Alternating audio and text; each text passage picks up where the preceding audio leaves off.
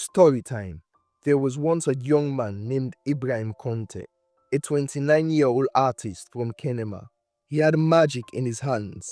He could paint anything, from faces to feelings. But no one in his town cared much about art. People would tell him, "Na painting go feed you," and laughed whenever they saw him carrying his brushes and canvases. Still, Ibrahim kept painting. He believed one day someone would see his work and understand his soul. But that day never came. Rent was piling up, and his landlord had already warned him.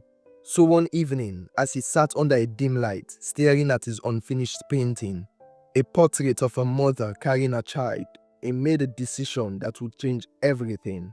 He went online and posted an ad: "Paintings for sale, any price you can afford." The next morning, people flooded his small apartment, buying his work for chicken change.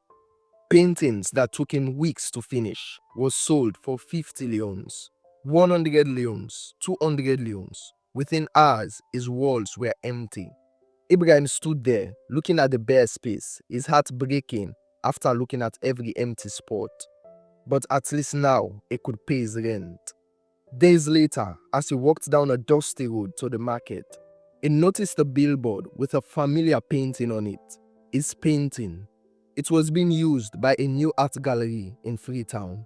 The same painting he sold for 200 leones was now being displayed as priceless art by a national collector, Samuel Bumbuya. Ibrahim's heart sank. He felt cheated, betrayed, but mostly ashamed. He sold his dreams too cheaply. That night, he went home and stared at his brushes. For days, he couldn't paint, until one evening, he realized something. You can sell your painting, but not your gift. So, he picked up his brush again and painted a new piece. This time, not for money, but for his soul.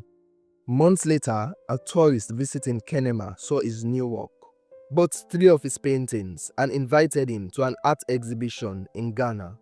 That was how a man who once sold his dream found his purpose again. Not through money, but through passion. The end. Today's shout out is going to Mariatu from Makeni. Thank you for watching. If you love stories like this and you love to see more, please give me a follow, leave a like, comment your name and where you're watching from to get shout out in my next video.